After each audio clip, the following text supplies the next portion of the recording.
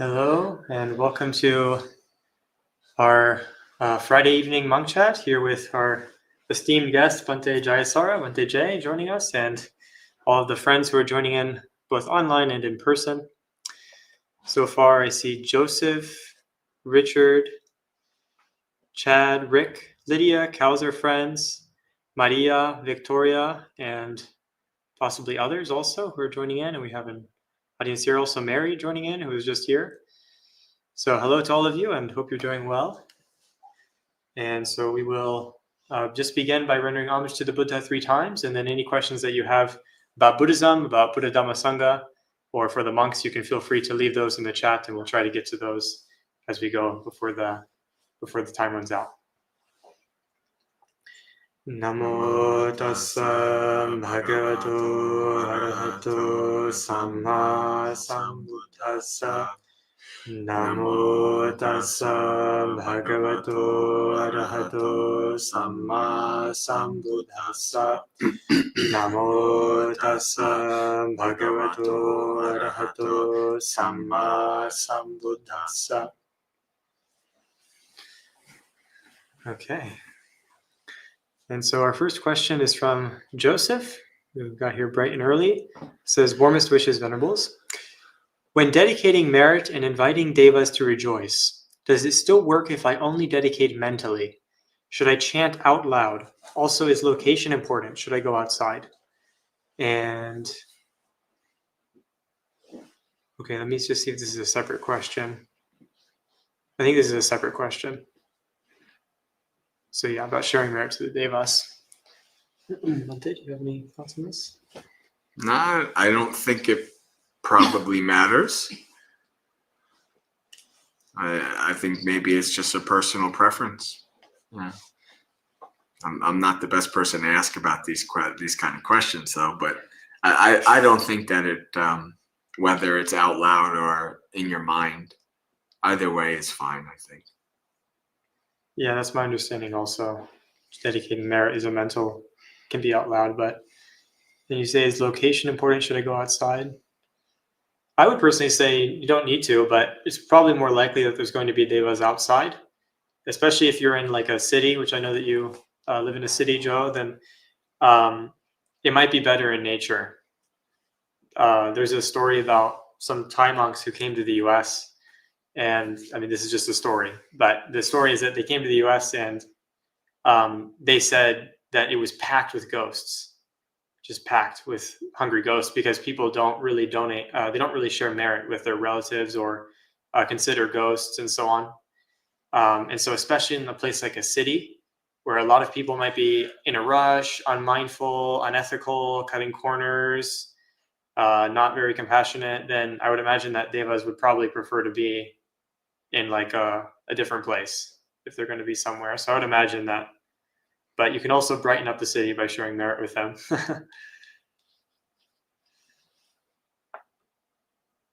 And he has a further follow-up question. He says, I would like to embrace the Buddha's title of teacher of gods and human beings. It meets a need for magic and wonder. If a Buddhist is energized and inspired by talk of gods and fairies, what's right practice? And then he continues, he says, the heaven of the 4 heavenly kings reminds me of fairies, and the gods of the 33 remind me of Olympian gods.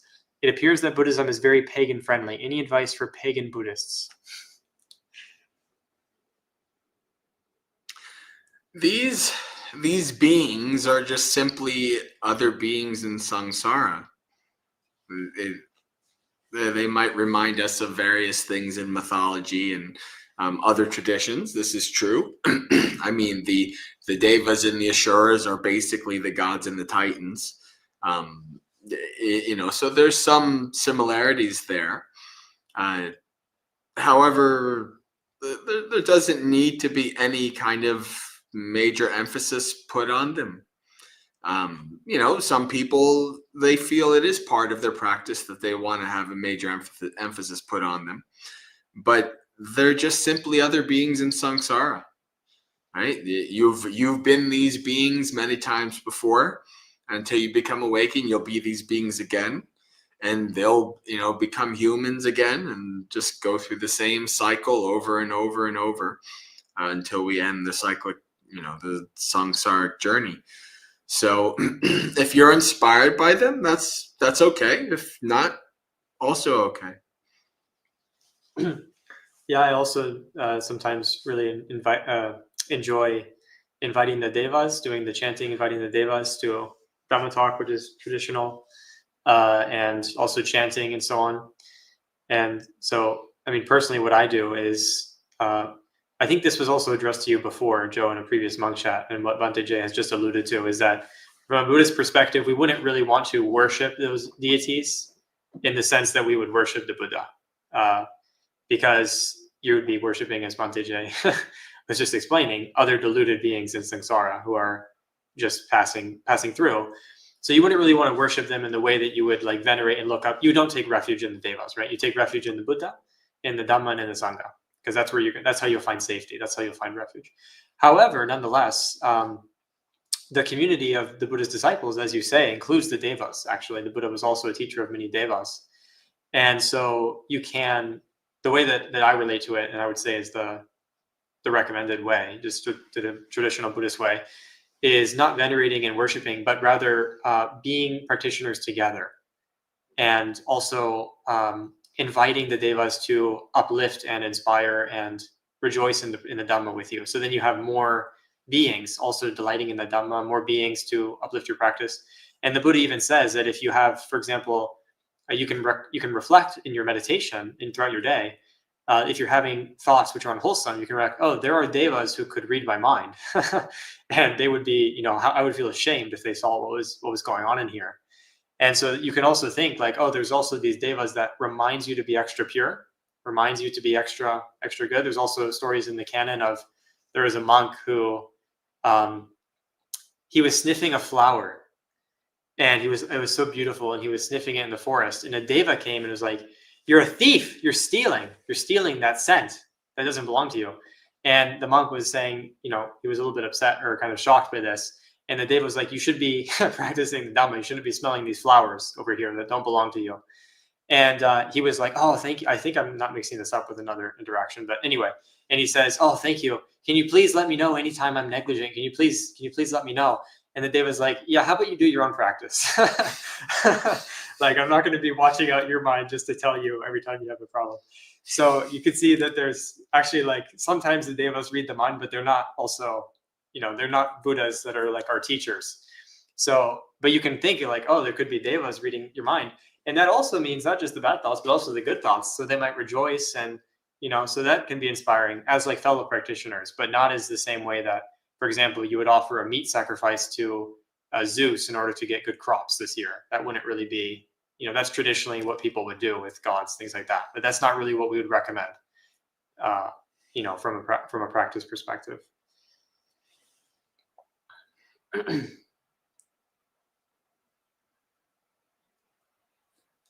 Okay, greetings also from Geeta, Sean, Bhumika, Julie, Jayanta, Meredith, Scott, Mano, Kumo, lots of people. And Julius asks, what becomes of arahants once they die? Which realm do they go to? The Buddha would say that this is a invalid question. The Buddha is asked, well, what happens when the Buddha, does the Buddha exist or not exist after death? Or neither exist nor not exist after death? Or exist and not exist after death? The Buddha doesn't answer these questions. And a large part of that is because it doesn't matter. And another large part of that is because you're talking about something that cannot be described in conventional words because it is beyond concepts and conventions. If you want to, the only thing the Buddha even can say about these things is, okay, this is an existence, this is a realm where there's no sun, no moon, no darkness. No coming, no going, no standing still. In the conventional world, that makes no sense. There has to be some kind of light source or there's darkness. There has to become some kind of movement or they're standing still. but this is the best the Buddha can describe and explain the state of nibbana. And so I would also be very hesitant to think of it as a place or a realm, because I think that's also not correct. Buddha does not speak of this in detail. It is simply enough to know that they have become extinguished. Their samsaric journey is ended. You cannot describe them in any conventional way. And let it be there.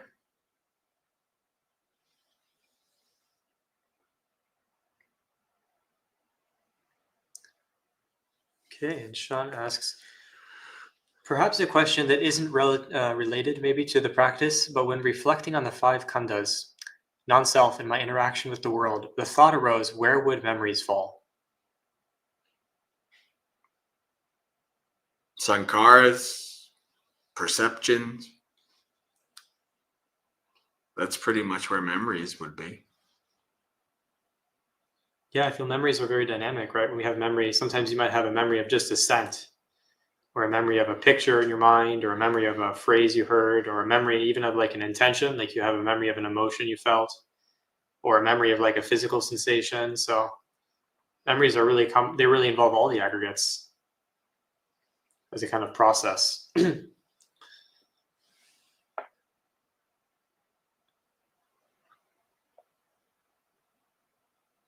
Okay, and Joe has a response, says, I'm inspired by what you said, Venerable, regarding cities full of hungry ghosts. What would our right practice in regards to these beings be as well?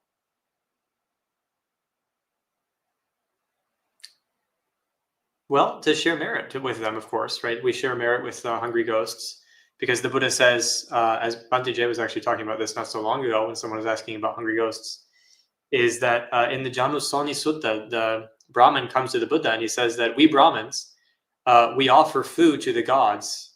They offer food to their relatives so that their departed relatives, their relatives who have passed away, can receive the food.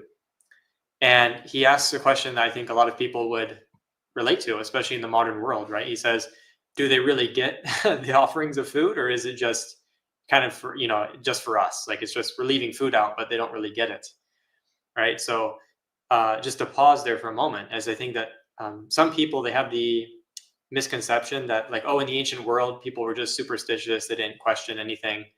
Well, you can see right here, right? Someone is saying like, yeah, when we leave food out, does that really do anything? Or is it just, leaving food for ourselves?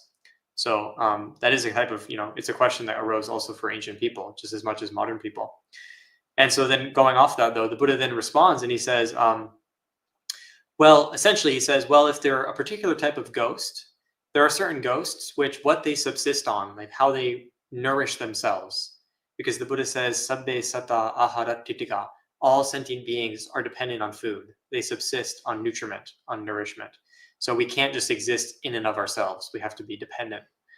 And so the Buddha says that there are particular ghosts, particular types of ghosts, which most people nowadays, I think that's why we call them hungry ghosts, honestly, because I've looked into the suttas and actually there's no image of like in the earlier suttas, they never talk about like, oh, a hungry ghost or like a thin throat.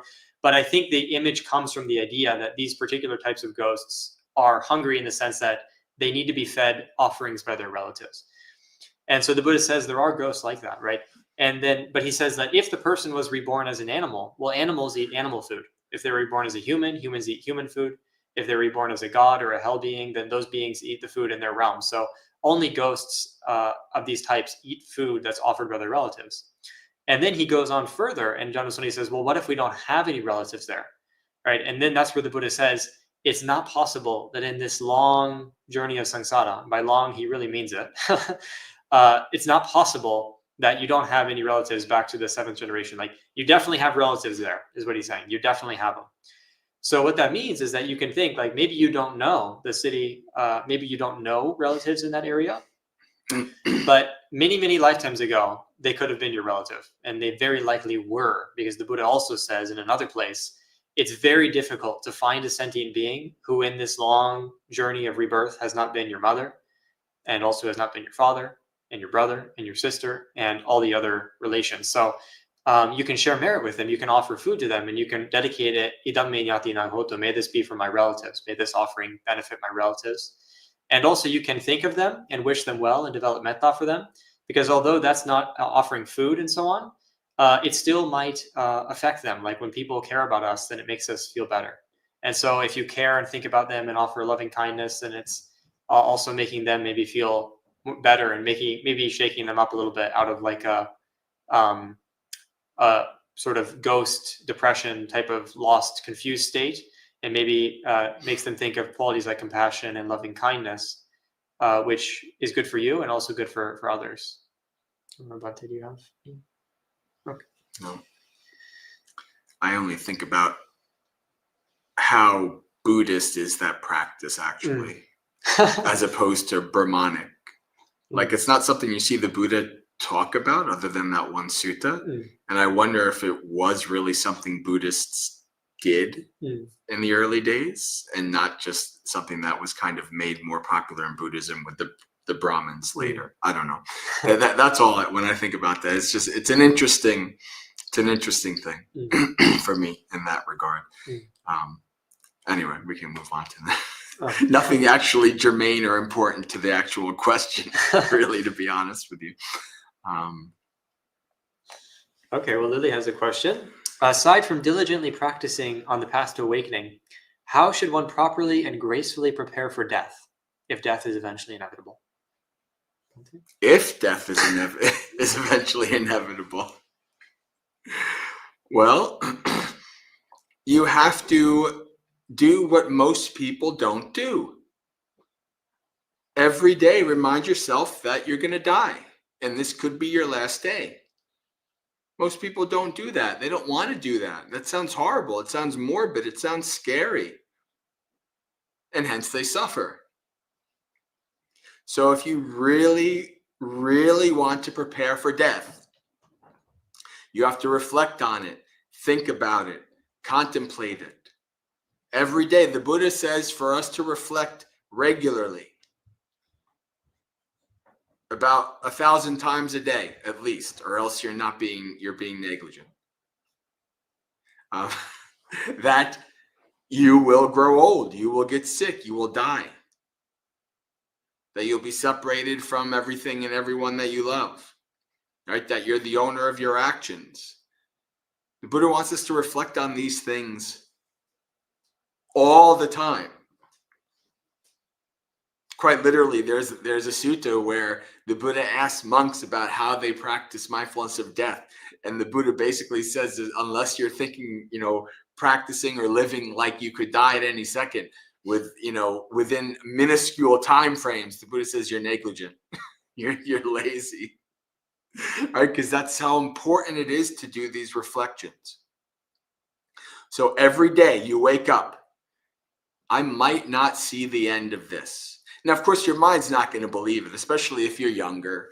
It's like, but chances are, statistically speaking, I'm most likely going to reach the end of this day. But still, it's possible that I might not see the end. And you go, and at the end of the night, the Buddha this is Mindfulness of Death Sutta 1 and 2. The Buddha tells us to do this. And at the end of the day, before you go to bed, I might not wake up in the morning. I might not make it through the night. So you're constantly keeping the reflection that you are impermanent. You don't know how long life is. There's the saying in the suttas is, life is uncertain, death is certain. We don't know how long our life is. We only know that it ends, and it ends in death. Either 10 seconds from now, 10 years from now, 50 years from now, we don't know. But keep reflecting, I will die. When you have the ability, when you have the chance to see death, to be around people who are dying, who are sick, take it. Be with them. because most people don't want to be with people who are dying and who are sick, because that reminds them of their own death and their own sickness. So be with people who are dying. Be with people who are sick. Keep reflecting that you too will die. When I do my streams, I always end it with, if I'm alive next week, we'll be back next week. Or if I'm alive tomorrow, we'll be back tomorrow. I started doing that. It was like, if we're all alive tomorrow, but that started freaking people out. So I just changed it to me. If I'm around tomorrow, then I'll be on the stream. If not, well, then you could, have to do something else because I'll be gone. So that's a way of keeping that reflection. Keeping the reflection that, yes, I will die. And it's hard because I will tell you, I have held the hand of multiple people who have died. I've seen lots of death throughout my own life. I've been doing mindfulness of death practices for 17 years. I've been meditating for 20. And there's still a part of me that doesn't believe it's going to die. That's how ingrained the stupidity and the ignorance is. Trying to avoid this basic understanding that, yeah, I'm going to die. And I don't know when it will be. So you have to keep reminding yourself, keep contemplating that, keep reflecting. Do like thought experiments. What will what will life like be when I'm not there? Right? What will other people do, etc.? Think about all these different ways and methods and techniques in terms of reflecting that you're not going to be there anymore. I remember there's this wonderful, wonderful Dhamma talk that Ajahn Brahm gave. He only gave it to monks because, again, this might be a little bit too much for some lay people, although I think it's still good for lay people too. But the contemplation was observing, doing contemplation, visualization of your death, and then your gravestone. But then even eventually your gravestone is dust, and nobody alive even knew that you ever existed. You are just completely and totally forgotten. People really be afraid of that. Right? Like even people like Achilles, talking about the ancient Greek gods. Achilles wanted to be known forever. So my name would, that's kind of like a thought of living, right? People will remember me. At least if I have to die, people will remember me. But no, even then, everybody who knows you will die. You will be completely forgotten. And when I remember I was listening to this, I was like, oh, that sounds so nice. Oh, wow, I like this. This is a wonderful practice. I gotta remember this, right? And you have to do these practices and start early, start young, do them often. And by the time you're old, or by the time you will reach some kind of death, no matter what your age, then you can be more prepared for it. Yeah, I don't think you have a really thorough answer, but it just made me think of a story actually of a monk, maybe in terms of preparing for your death. There was a monk I know who, I don't know if he still does this, but I assume he does. And he has a coffin, and that's his bed. So he sleeps in a coffin every night. And he reflects on that he's in his coffin, literally in his coffin, and he's dying. And that's his last breath, before he falls asleep, he's about to die. And every night. And then I remember there was a talk, and he said, and I imagine my breath getting shorter and shorter and then cutting out. And he's like, and I sleep so peacefully. And he really meant it, And so you could actually buy your coffin, because I know some people, when they die, the coffin is so expensive, and then the family has to pay for it, right? So you buy your coffin now. And I don't know if you're married or whatever, but you can, have a night of the week maybe where you sleep in your coffin. And you just think about what it's going to feel like. You can even close the lid in there and have someone else, open it in the morning for you. You can imagine maybe what it would be like if you got buried alive and you had to wait in there. So yeah, that could be a practice of, save some money for your family, and contemplate your own, what that will be the coffin that your corpse is in, so that could be a nice practice also. Or you could contemplate what I want. I want when I have hopefully my monastery in the mountains in Colorado, when it's time to go, I just go out into the woods, meditate in the middle, and die. And then it's a sky burial and the animals can feast on me. It would be great. Yeah. I like the Tibetans in that way. I want a sky burial. I think that's the coolest way to go. Yeah, that was I remember hearing about that. Although I don't think my disciples would like that because people get attached. Okay. And Lily also asks, was the past Buddha called Dipankara Buddha? Was he a human being? What is the difference between Dipankara Buddha and Shakimuni Buddha? What about Maitreya Buddha? I guess Dipankara was one of the named Buddhas. There's a bunch of them. Isn't there 30 named Buddhas? Something like that in the suttas. In the suttas, there was 7. Only 7. Okay. I thought there was a list of a bunch of named Buddhas, but maybe that's commentarial, I guess. I don't know. 7. All right. I don't know if Dipankara was one of them. So there's differences between Buddhas. Each Buddha has a specific tree that they were awakened under. So they have a specific tree that kind of is their emblem, as it were. Buddha Gautama is the Bodhi tree. And then each one, depending on what they do, their teachings last long or short. So it's kind of insinuating in the suttas that Buddha Gautama has done what needed to be done so that the teachings can last long. Really building the fourfold assembly, etc. So those are a few of the listed differences between the Buddhas, but otherwise they're basically the same. They're all arahants. They all fulfilled the role of becoming a Buddha to bring the teaching back to the consciousness of the people after it was forgotten. Yeah, and was he a human being? He was considered, I think, in the tradition, it's believed that every Buddha is a human being rather than a deva or another type of being. And also Maitreya Buddha is the future Buddha. So Maitreya is mentioned once in the Pali Canon and then became also very famous in later Buddhist tradition, both Theravada and Mahayana. And he is considered to be a bodhisattva right now. He's in the Tushita or Tusita heaven, which is believed to be, in the tradition, it's said that all the Buddhas basically before they enter the human realm, they're in the Tusita heaven, this particular heaven.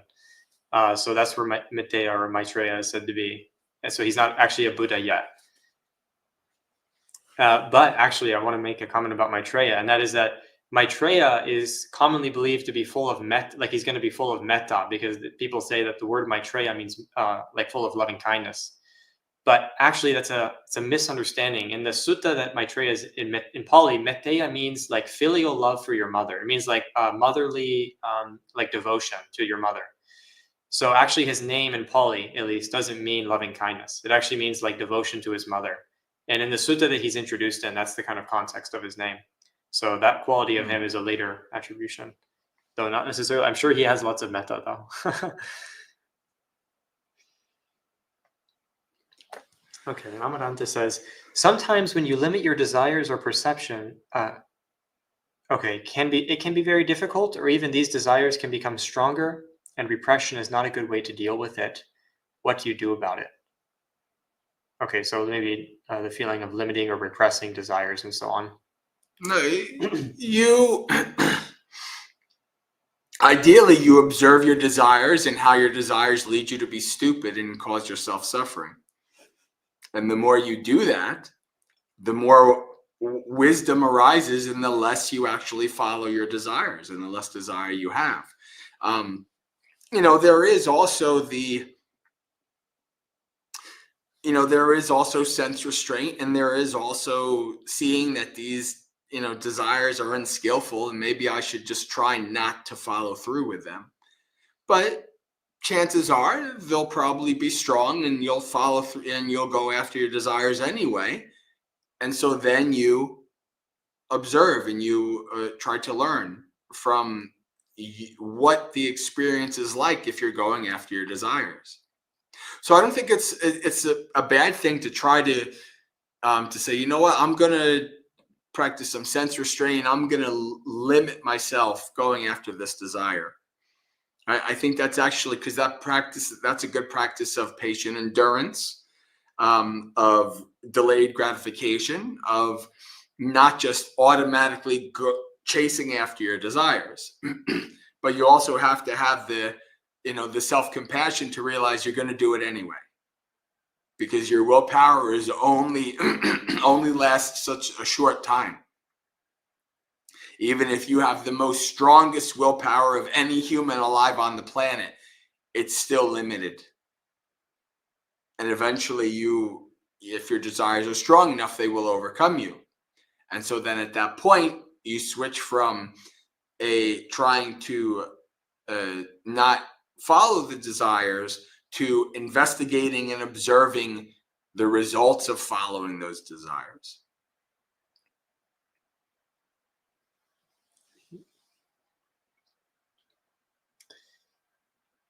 Okay, and Joseph says, Suta mentions types of conversation that when discussed, that person would outshine the sun and moon. One topic is contentment.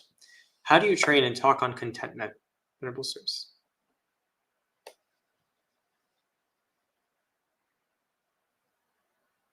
How do you train in talk on contentment?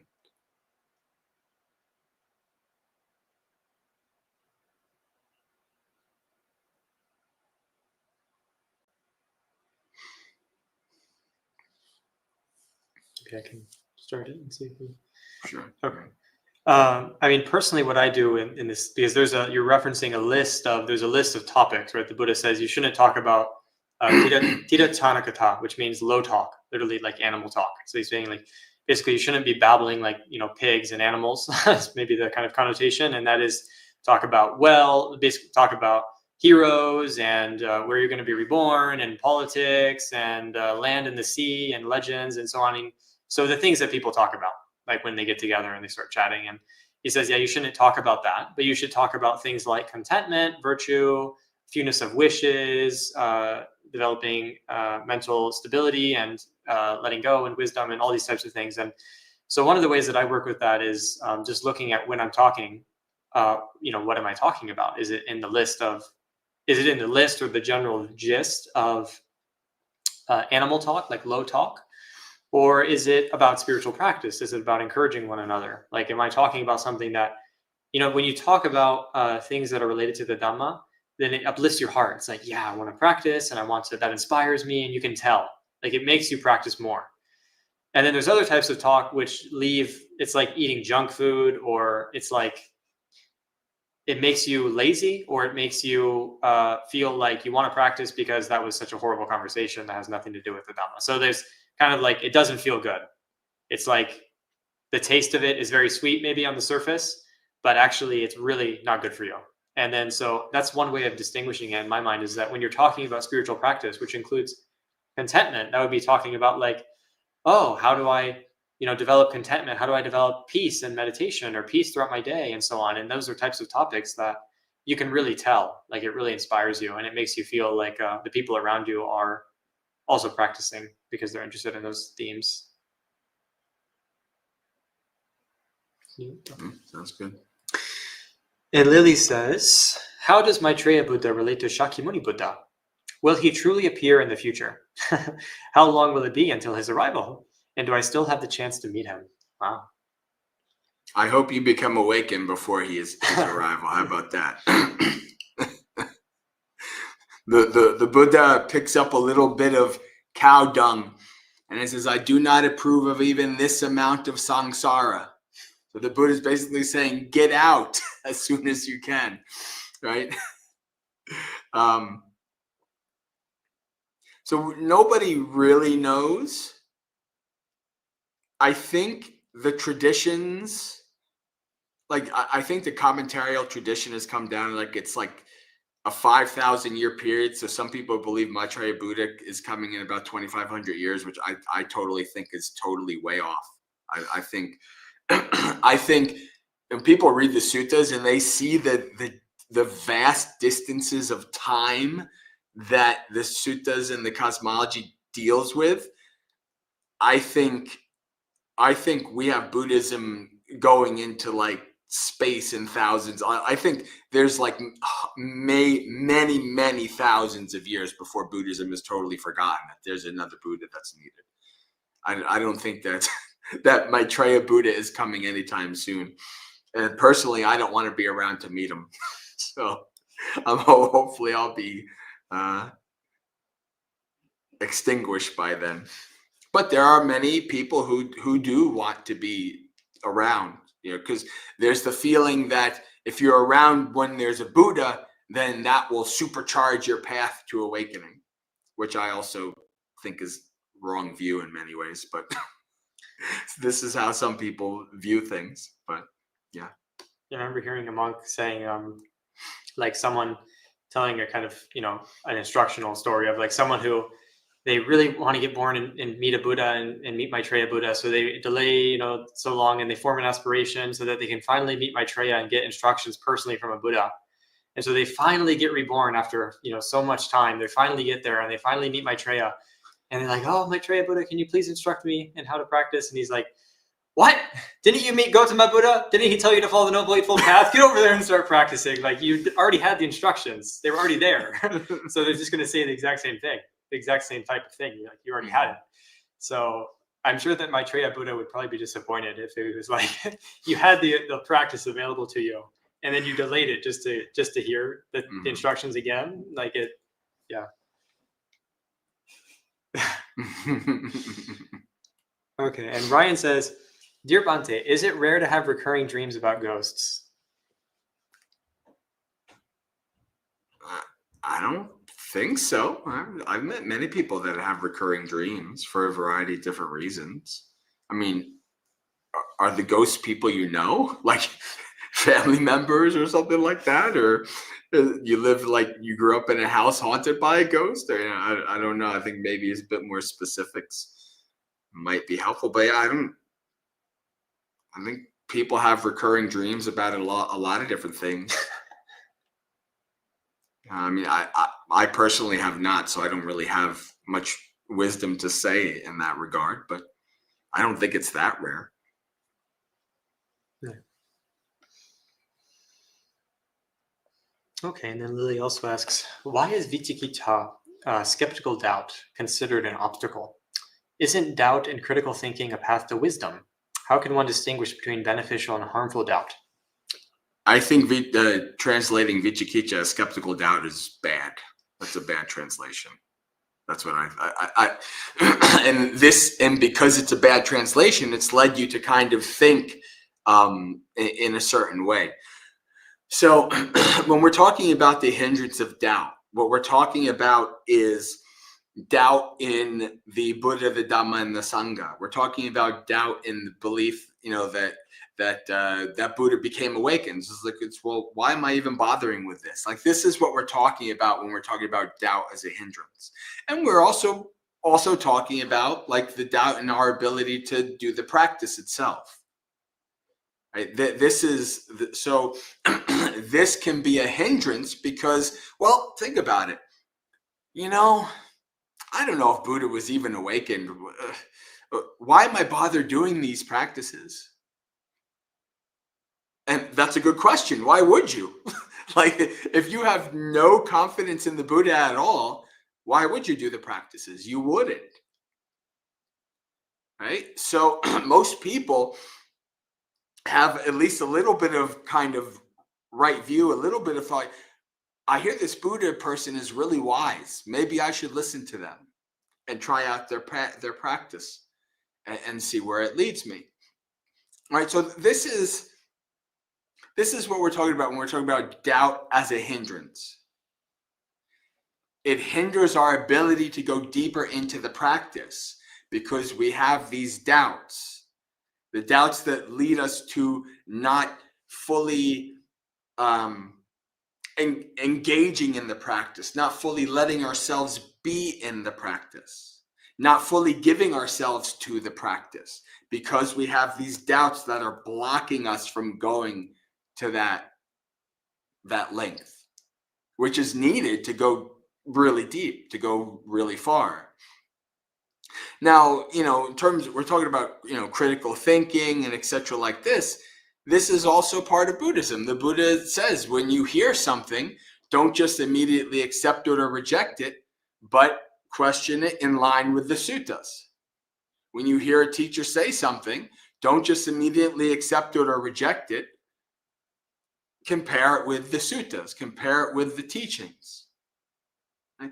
So in that regard, that's where the critical thinking and what you would consider like skeptical doubt come in. But this is not vicikiccha, the hindrance. This is a different thing in that regard. Yeah, one thing that also comes to mind for me with the distinguishing beneficial and harmful doubts is that doubt as a hindrance is like a doubt that it is not resolved. It pretends that you can resolve by questioning, by probing it, but it actually is just pulling you into further doubting. So it's kind of like someone who's like, guess what's in my hand? Guess what's in there? And they make you guess, but they don't actually have anything. They're just trying to get you to guess, but they don't actually have anything. So the doubt is like, well, what about this? What about this? And then the more you probe, it actually makes you more confused, less practicing. It's not the same as a doubt like, I wonder what, why am I getting angry? And then you investigate it. Or like, who was the Buddha? And then you read about and you learn and you ask monastics. Like, it's not that type of doubt where when you pursue it, it leads to clarity. So it's the type of doubt which when you pursue it, it just leads to distraction. It's like, it's Mara. That's why the Buddha compares the hindrances to Mara. It's just a distraction. It's just trying to pull you away. And really the only way to deal with that doubt is to recognize it as a doubt and not in resisting the pull, like, oh, don't you want to know? Don't you want to know? But saying, oh no, this is a doubt. It's just tempting me to get pulled away. It's not a critical, it's not an issue to explore with wisdom or whatever. It's actually just a trick to distract me, to make me unclear. And it's kind of like if you have medicine from the doctor and, you take the medicine and you're like, I don't know if it's going to work. I don't know. Is this really going to happen? And then, you ask, I don't know. And then you never take it. So you'll never know. So what's the point? Like either you investigate it and say like, okay, what are the ingredients? That's actually a real type of doubt. Like, okay, what is this made of? What are the effects of that? So then you're investigating, right? But if you're just doubting, like, is this going to work? And then you never take it. So that's not a helpful type of doubt, and you have to have faith that the doctor is qualified. You'll only find out it works when you actually take it. And yeah, that requires, faith. It's impossible without faith. So as Bhante mentioned.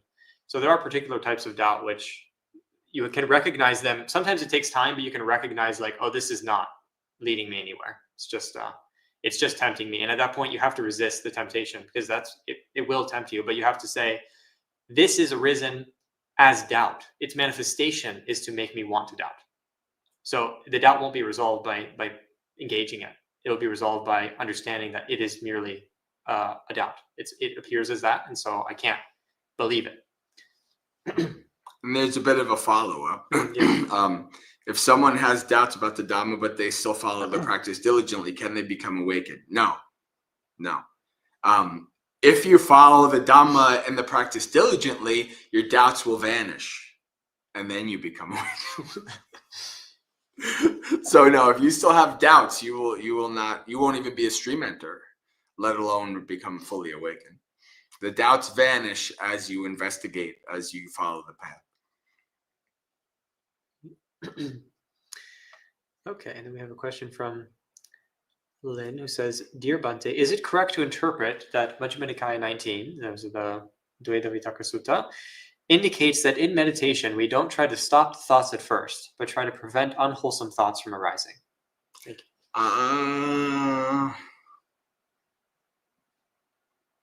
Stopping and preventing are both kind of, that's not really part of the advice of the sutta either.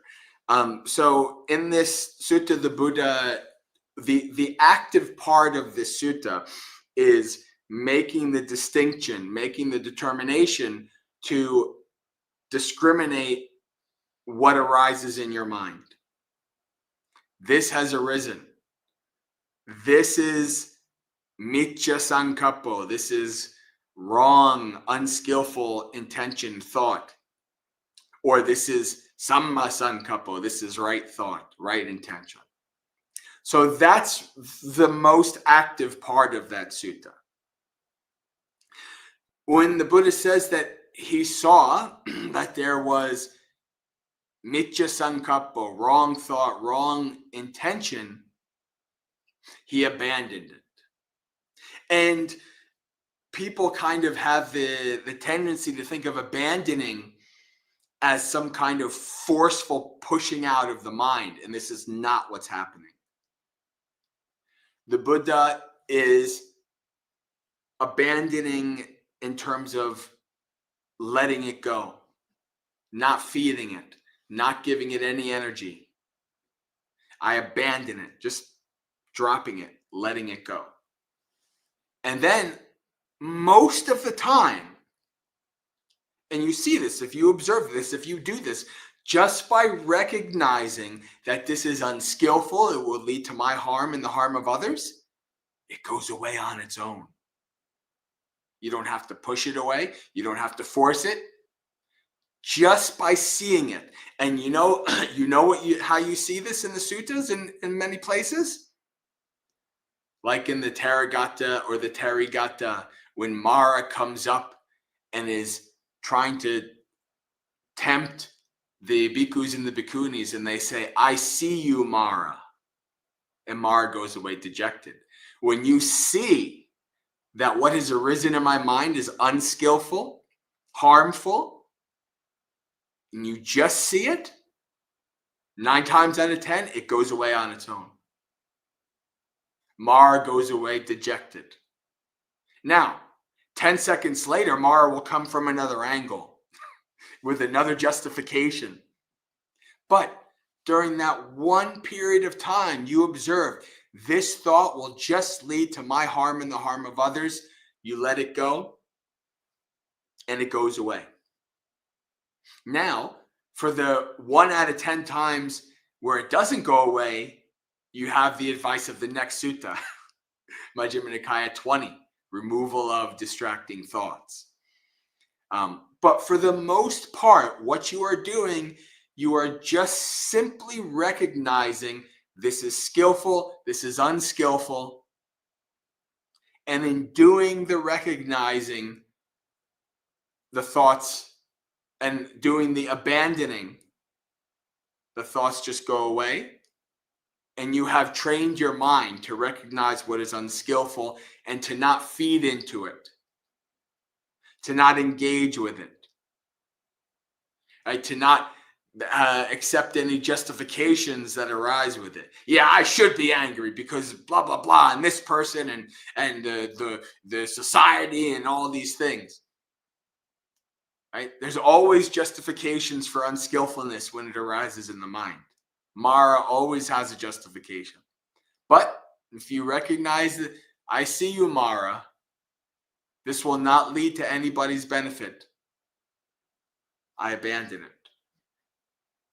I don't give it any energy. I let it go. And it goes away.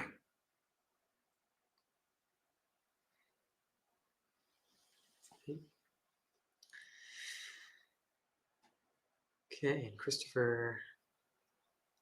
Is this a question? Looks like it continues. Okay, so in the Patama Asurindaka Sutta, Sakka, king of the Devas, visits a dying Asura king and asks to learn a powerful mantra or magic. The Asura refuses, saying it would not benefit Sakka and is unfit for someone virtuous. Sakka accepts this calmly, showing his commitment to righteousness over power. The verse leads to the downfall of anyone who recites it. It drags one to hell. It won't pass. Oh, okay, I won't pass it on to you, Sakka. This shows that the knowledge was deeply destructive, rooted in hatred and delusion, and would cause spiritual ruin to anyone who used it, even a deva like Sakka. The Asura warns him out of a grim recognition that some power is better left untouched. Or is this just information? Okay, it looks like there's no question. All right. Okay. Well, great, interesting. Okay. I remember that sutta, I think, yeah. Vaguely. Okay. So, just double checking. Yeah, I don't see a question related to that. So maybe later on, Christopher, if you had a question that wasn't that was missed somehow. Okay. Well, I think Ryan is talking about. He asked the question about the dreams, Yeah. about the ghosts. He's given some clarification. So Ryan says that they've kept dreaming about ghosts more often now that I'm in the rainforest, where there have been many road deaths. But I tell them I'm not afraid of you, monster. 1,000 times a day.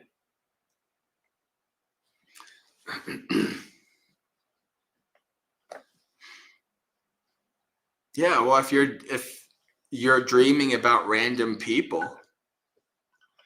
well, then in that regard,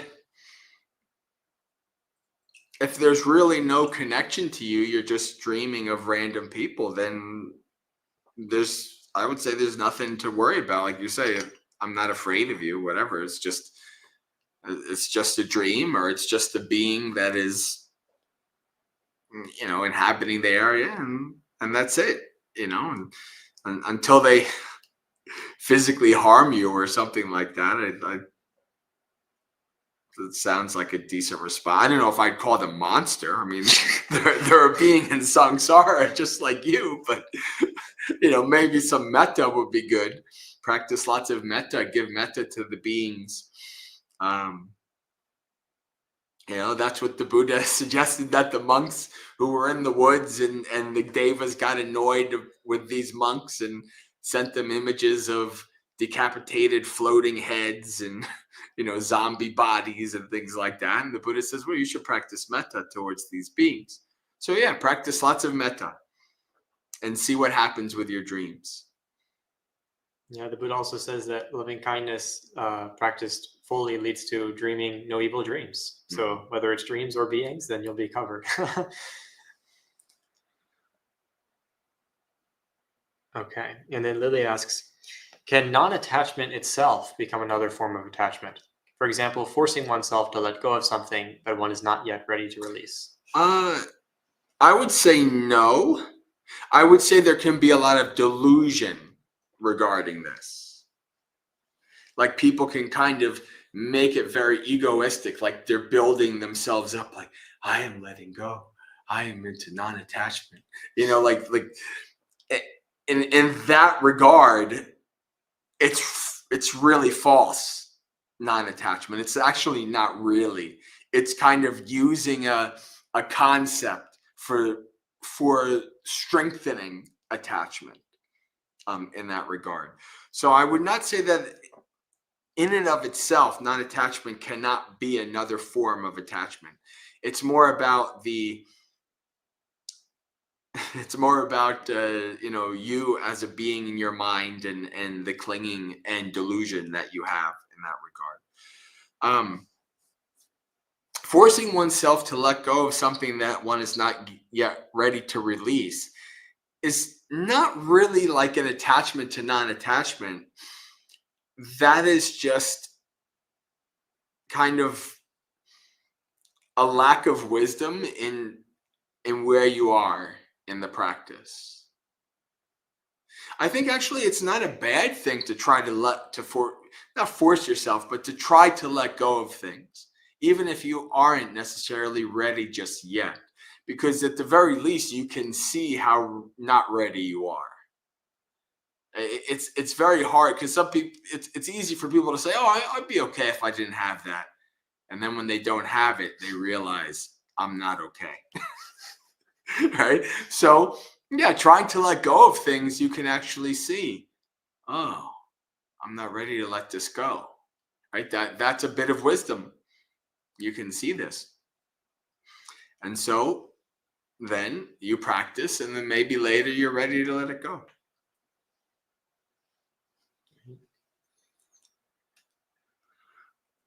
Okay, and then Ryan says, on the topic of death, could you speak about our last thought moments at death, please?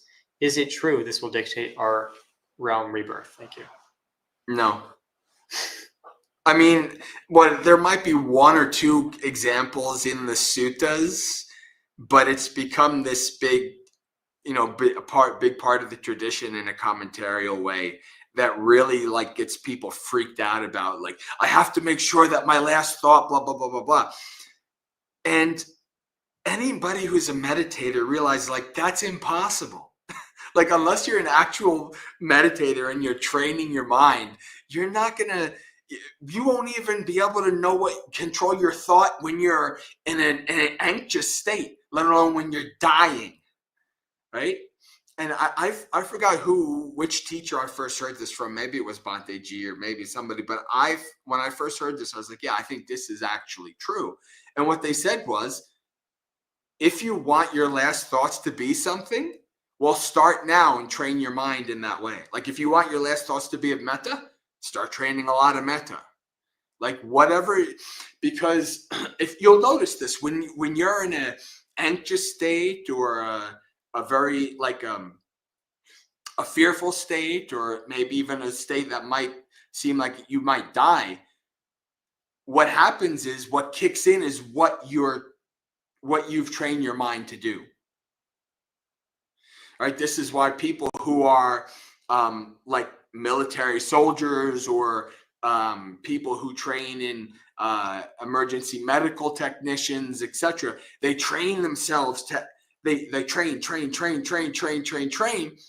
until when the action needs to happen, it just happens because they've trained themselves. They don't have to think about it. They know this is what's needed. They go into action. So if you're really that worried about, your last thoughts, practice Dhamma. Practice a Noble Eightfold Path. Practice Metta. Practice Anapanasati. And then, you won't have anything, I think, to worry about when it comes really to the end. Also practice lots of mindfulness of death. So this way, when it actually starts to happen, it won't be such a shock. It won't be such a surprise. Oh, this is it. I've been rehearsing for this so long, and the show's actually on. This is really the end. Let me go out with the good Dhamma, right? The mountains are closing in. What can I do? Practice Dhamma, right? And then your end will be full of Dhamma. So start now. If you're worried about what's going to happen when the moment you die, start practicing now. Start training now. Yeah, there's an Ajahn Brahm story about this of a layperson in Sri Lanka who, he was getting dragged with his wife or something to the temple and, following the precepts. And then, at a certain point, he goes into a temple and hears the monk saying that the last thought of your life is the one that determines your rebirth. And so then he's thinking, yes. So then he names his children Buddha, Dhamma, and Sangha. So then when he's dying and he's in the hospital bed, they say, all you have to do is think of Buddha, Dhamma, Sangha when you're dying, and you're going to go to heaven. So when he goes in the hospital and he invites all his children in, he's saying, Buddha, Dhamma, Sangha, Buddha, Dhamma, Sangha, Buddha, Dhamma, Sangha, Buddha, Dhamma, Sangha. And then right before he dies, he thinks, wait, if Buddha, Dhamma, Sangha are here, who's running my business? And then he does not agree right when he passes away. And so I've not heard that story. That's great. I like it. Yeah. And so this is related to what Bhante J is saying, right? Is that you can't force it. And I also want to dispel what I feel is a myth, is that in the tradition, it's true that they say the last thought determines your death. Because technically, it's true, right, that when you die, the mind is going to grab the next rebirth. So that is true in a sense. But it's important that also in the tradition, the point is that the last thought arises based off the karma that you formed. It's not like it doesn't mean thought in the sense of what you're intentionally thinking. That's a misunderstanding of what the tradition actually is saying. So I think that's also a kind of a mixing up, is that what they say is that the word in Pali is called a chitta. It doesn't mean like an intentional thought. It means basically, like we often translate as mind moment. It just means that it's a description, not a prescription. Like it's just saying that when someone dies, the karma will ripen before they die, which then is it's the thought moment of them basically jumping into the next life. But it's not like, what you're thinking of. This is also probably happening well after like your senses have shut down. It might be, you might seem dead to people, right? Your breath might stop and so on. Like your mind is closing in, is shutting down. So it's not like you might not even be able to think verbally at that time. So Yeah, it's also, I feel, a misunderstanding of, like, even when people talk about the less thought, it's important to think, like, the word thought there is really a kind of a bit of a misnomer, I feel, for what is being described. I'm also pretty sure it's very clear in the suttas that your next life is not always directly connected to how you were in this life. Like, you have a whole huge amount of karma from past lives, and it how you are in this life may impact how you're born in the next, but it also might not. So, like, you could have a really good life and do lots of good dhamma and make lots of good karma, but next life you're probably going to a hell realm. That doesn't mean that all the good things you did is for nothing. No, you created that karma, you will experience it, but you created the karma that brought you to the hell realm who knows how many lifetimes ago, right? You don't just because you last long enough in samsara doesn't mean you escape that old karma. So we just don't know what our next life is going to be. This is why my preceptor Bhante Gunaratana says it's best to become a stream enter, money back guarantee, no more hell realms if you become a stream enter. So practice your stream entry and you won't have to worry about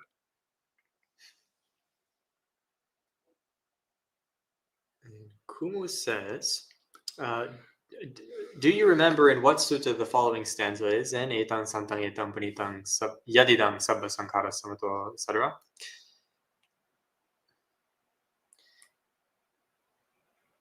Well, if you go on suttacentral.net and you type in etang santang in the search bar, it should come up. I don't know, Bhante, if you have a particular one. That seems fairly general enough that it would probably be in many suttas. Yeah, I think it is. Yeah. Yeah, it's in several. This is where the Buddha, there's a few places where he's describing what he calls Vupasama Nusati, or when someone is, essentially this is describing when someone's reflecting on or realizing Nibbana, then they reflect that on the qualities of it, like the stilling of everything, cessation, etc. So this is sublime, this is etc. Yeah. But yeah, suttacentral.net has a search bar where you can find most of the instances of that. Okay. And Lily says that, okay, they've recently heard a claim that women would cause the Dharma to disappear 500 years earlier. I'm not sure if this is an actual teaching or where it originates from. Could you please clarify whether this is true? I ask this out of curiosity, not to create any gender opposition. So this is in relation to the ordaining of bhikkhunis, the initial ordaining of bhikkhunis. And there's lots of different perspectives and views on this. One of the interesting, I quite like Bhante Analio's perspective on this. I think this is kind of accurate in terms of this idea, like the Buddha set up the Bhikkhuni order and the Garudamas initially so that it would last past 500 years. Right, so that's kind of Bhante Analio's perspective on this, and I think that's accurate because the Buddha is trying to set up something with the thought that it's going to be around thousands of years, but it has to actually survive. It actually has to become accepted. It actually has to become approved by the society to keep it alive so that it goes longer. And so this is related to the length of the teachings is related to the fourfold assembly. Right? So if there's no fourfold assembly, the teachings don't last as long. So I think this is what this is meaning in terms of, there's lots of different, commentarial views and things like that. But if you look at the Vinaya in this perspective, I think it's related to the Buddha doing what he had to do at the time to keep the teachings alive in the society so that it could continue on past the one society. So, yeah. Yeah, there's also a whole video on this actually on the channel that you can look. It's in It's one of the most recent videos that was recently released. Did Ayasoma make one? Or Yeah, something? yeah. Okay. It's called "Was the Buddha Against Women's Ordination" or something like that. Mhm. Yeah, so you can watch a whole thing about this. Yeah, and there's the idea that Bhante Anali, one of the things he said that I also like is like the Buddha said no to Mahapajapati, Gautami, and kind of forced her in a way to kind of do this arduous journey to prove that women could live an arduous monastic life. So the Buddha's like, listen, I've done this, I've done that. I'm ordaining women, and the society can, accept that. Basically, it's really interesting. Yeah.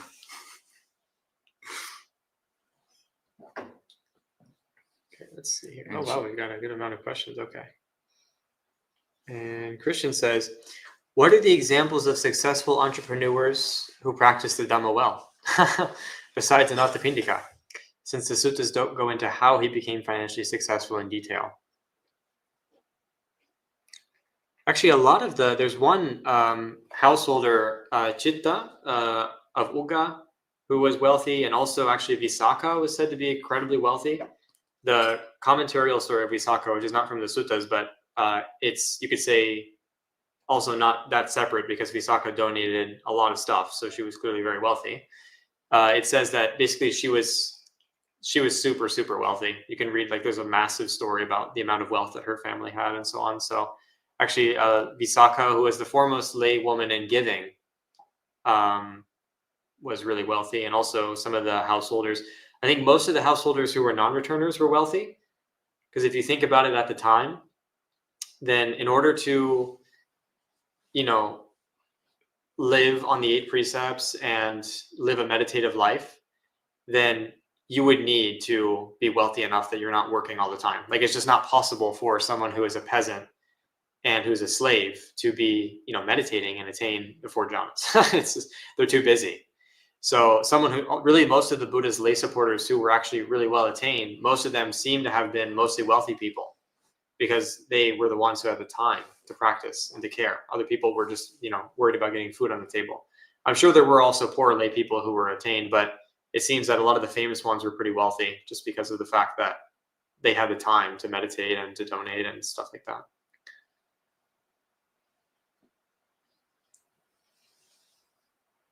And Sean says, my partner is supportive, but not that supportive for sleeping in a coffin. Okay. And Jayanta says 28 for the 28 Buddhas who are listed in the. Is that? And Richard says, on regard to not having bad friends, what happens if due to my mental illness I have to go to a doctor who is full of wrong views, but who is very good at his job? Should I leave him? Well, I mean, it's your doctor. His views are his views. I mean, what's most important if he's your doctor is how good of a doctor is he? Are you hanging out with him on the weekends? It's just he's your doctor. So, if he's a good doctor and he has, your best interest is heart, he's not just trying to sell you the newest drugs or whatever, which is a very common thing, unfortunately. Like, if he's good as a doctor, then keep him as a doctor. Whatever his views are, other than that, doesn't really make much of a difference. I mean, for you anyway. I mean, for him, obviously it does, but yeah. Yeah, actually, on this real quick, I also heard stories, though, maybe I don't know if this is what you're referring to, Richard, but I've heard one person who said, like, they had a therapist, they were going to therapy and also practicing Buddhism. And the therapist told them they were struggling with being assertive, like they were very passive about things. So, like, for example, people would maybe verbally abuse them and they would kind of just let it happen. And so the therapist recommended that basically they start being a jerk to people. Like, they start kind of, getting angry at people intentionally and kind of bossing them around and saying rude things back, like fighting back. And they were really kind of torn up about this, like my therapist is giving me this advice, but it seems to be, directly wrong speech. Like they were telling them, you should speak harshly, speak, without loving kindness, these types of things. So if you're going through that, then maybe you could also just evaluate on a case-by-case basis if their advice is really the best choice for you. Oops. Okay, and then Lily says, if we are currently in the degenerate age of the Dhamma, Mappo, does that mean we are unfortunate to be born in this time? Does this also mean that attaining awakening in this lifetime is nearly impossible, and that our only hope is to wait for the future Buddha to arrive when the conditions for awakening will be more favorable? Well, this is an unfortunate, and I think wrong view. I'm judging a whole culture or whatever, but but I personally do not believe this is the case, even though this is a very prevalent view in Buddhism. This is why most monks don't even meditate, let alone lay people, because it's like, well, why bother? We're just going to do our merit and, wait for the next Buddha. I do not believe we're in a degenerate age. Now, that being said, the Dhamma is always slowly, gradually becoming a little corrupted. That's just how it goes, over thousands and thousands of years. But I think as somebody who grew up Catholic and who was very into like revelations and like the end of days kind of stuff in Christianity, I see a lot of that with Buddhists, with the whole degenerate age and waiting for the next Maitreya Buddha thing. I think there's just this kind of, there's this mental inclination towards, this is the, this is the end times. And I don't know if that's true. And you even see that in like Mahakassapa, even at the time of the Buddha, he's like, what happened? The monks used to be so great. Now they're horrible. And, things were better back 40 years ago. And so and most of the very well-known teachers do not believe in this. I mean, even like the very famous monk, I'm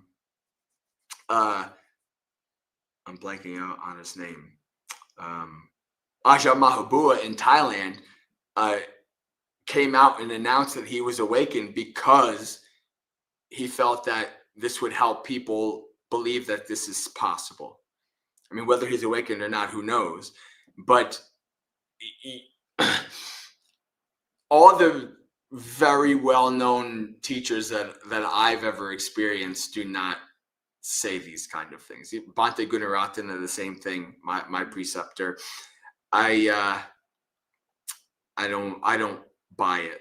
I think I'm not to say that it won't ever happen, but I think that you can still practice very well these days, and you can become awakened these days. Yeah. And I think also there's a misconception when people read the suttas and they see all those people becoming awakened, they think it was because there was a Buddha there, or the teachings were there. But no, actually, the people who became awakened at that time, their many lifetimes of practice in their karma led for them to become awakened then. It wasn't magic. It wasn't that they had never practiced the Dhamma in any lifetime. They just meet a Buddha. Everything's all nice. There's no degenerate age. I become awakened. That's not how it works. It's not. So yeah, I guess that's what I have to say about that.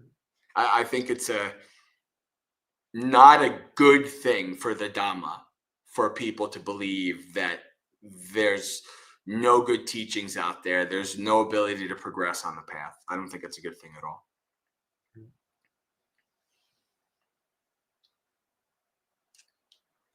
Okay, and Amadanta says, I'm on a diet on my practice.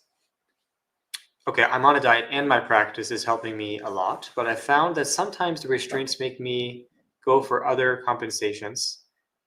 I think to redirect them, give more time to reflect, to stay with my parents or being with my students, and share with them and be generous can be a substitute. Okay, so being generous and helping people, spending time, would that be a substitute for the restraint of the diet?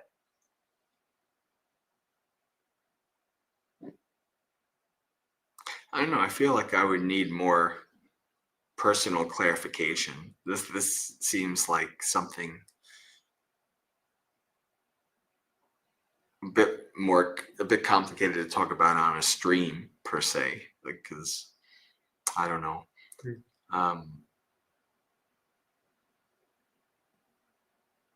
I think that it's a common thing that when we do try to restrain ourselves, we do kind of look for it in other ways. It's like, it's a very common thing for monastics, right? You give up, you give up things like, entertainments and getting involved in politics and all this stuff. And then you get obsessed with bowls and robes and vinaya and all kinds of things like that. Like, you do kind of transfer attachments. That's pretty normal. But if you're transferring your attachments to things that are more skillful, that's still a win. That's still better, I would say. So if you're transferring,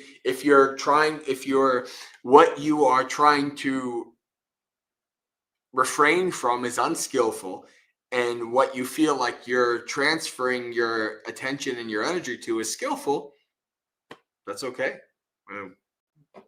Fine. Do it.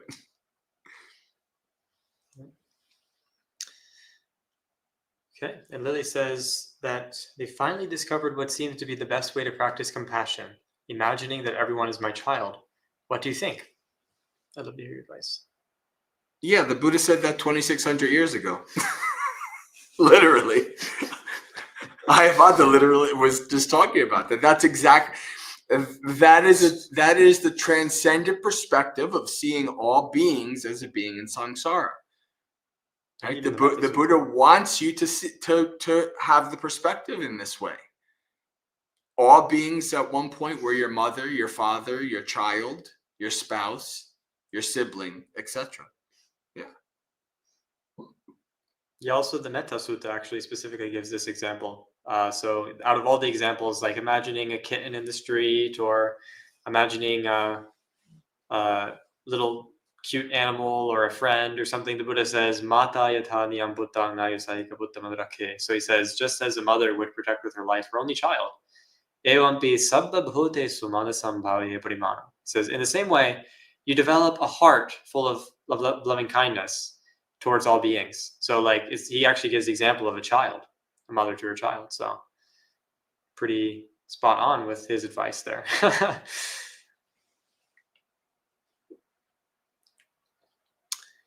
Okay, and Rick says, Bante, can you share with us some of the benefits and or challenges of living as a nomad monk?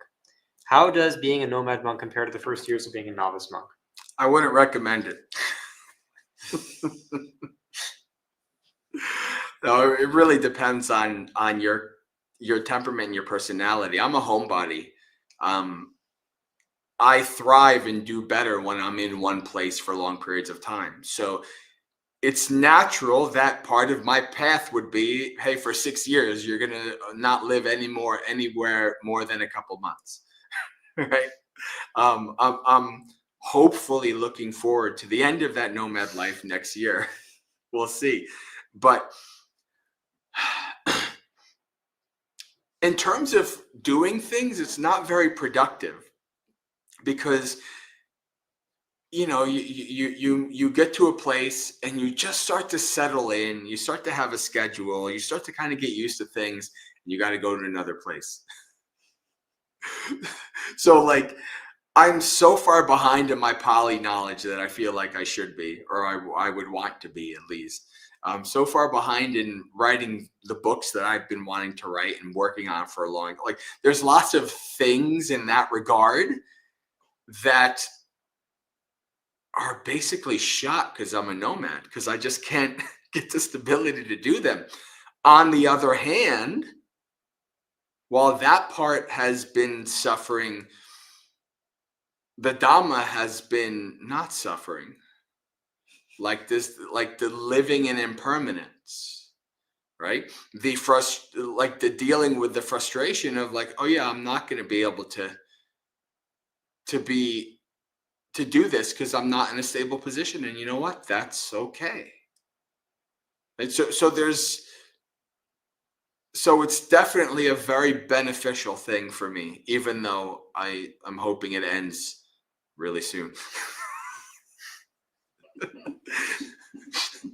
It's still very beneficial, and it will obviously be something I look back on, especially in the years to come, if I'm bogged down with a monastery and training monks, and I'd be like, oh, the nomad life was so wonderful. I should be a nomad again, right? The grass is always greener on the other side, as they say. So there's pros and cons to that, to being a nomad monk, and I think some people are inclined to it. Like I know a senior monastic who was originally from Bhavana, who his life literally is as a nomad. He's literally part of a monastic organization where he goes different places, and they could give him a week's notice and he's on the other side of the world at another monastery, right? And he's been doing that for many years, and that's his thing, and it works for him. So it depends on the person and what kind of pros and cons something like that will be for them. Oh, how long? Oh, I'm sorry. How does being a nomad monk compare to the first years of being a novice monk? Way less responsibility. Way less responsibility. My years of bhavana were just like juggling hats and responsibility and work. And being a nomad and just like, going to somebody else's place. And, I mean, I've been coming here once a year, and I'll kind of quote unquote like be the senior monk for a little bit. And so I've done that at a couple different places in my nomad life. But there's always like, it's like the grandparents get to give the kids back. They it's like, okay, I'll take care of your place for a little bit, but it's your place. And I'm leaving, right? So that's been nice. Like the lack of strong, heavy responsibility has been nice, because my novice years were full of way too much responsibility than a novice should have. So, all right. Oh, we're coming up to the end of time. We are, yeah. Let's see. We might be able to get through these. It's not too many. Okay. Okay, Joseph says, do you have experience with caregiving? I found out there's a Buddhist-themed spiritual care master's program at the University of Toronto, and they had an image of a monk teaching what seems like right livelihood and training that would be beneficial if a layperson or a monastic. Could you encourage to investigate it, or feel free to share any views of spiritual care work you have? Yeah, caregiving is a tough job. It's not easy. Like my first experience of that was, some of you know that I was married when I was in my 20s. And for the majority of the time I was with my wife, actually, she had cancer. So I was doing things like changing ports and driving after working for 10 hours and doing it was a exhausting work. And it's funny, when I talk to people who do caregiving, I always say, take care of yourself. If you start getting thoughts like, I wish this person was dead or whatever, that's your mind telling you need to take care of yourself. That will happen. And I've spoken to other caregivers who think the same thing. Is this almost over? Is this done? I'm so exhausted. I'm so tired. And, in a lot of the lessons I learned in that experience worked also when I worked for Child Protective Services in my career, right? As a kid, if you're going to caregive, one of the most important skills is taking care of yourself. So you have the energy and the ability to take care of others. That's probably the most important skill that somebody who works in a caregiving profession has to learn. If they don't learn that skill, they do not last long in that profession. That's just how it is. So taking care of yourself so you can take care of others is very important. In terms briefly of right livelihood, I would just say, not about this particular monk here, but in the suttas, the Buddha actually says things like being a doctor and so on is wrong livelihood for monastics. But for lay people, it's right livelihood.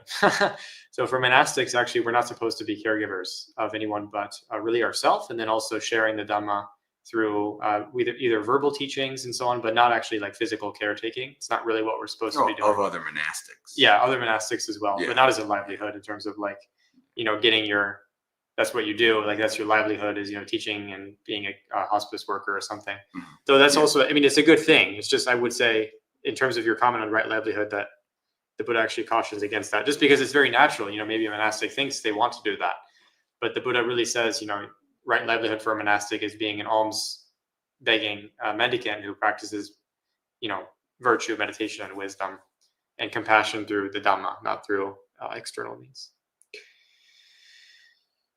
Okay, and Lily says, so harmful doubt is hesitation.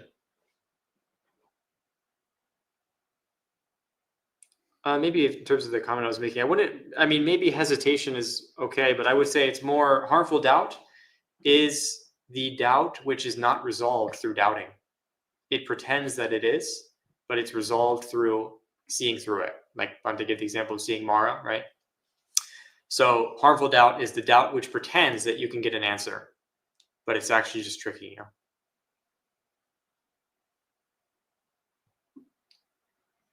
Okay, and then Rick asks, in the suttas, are there monks whose practice is focused on compassion and caring for animals?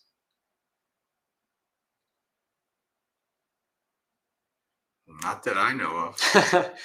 Yeah, I think we briefly just addressed this, where the Buddha says that to do so would really be maybe caring in the sense of developing loving kindness. But like if the monk is like, what is, how do they get supported? Is like they have an animal hospital or something.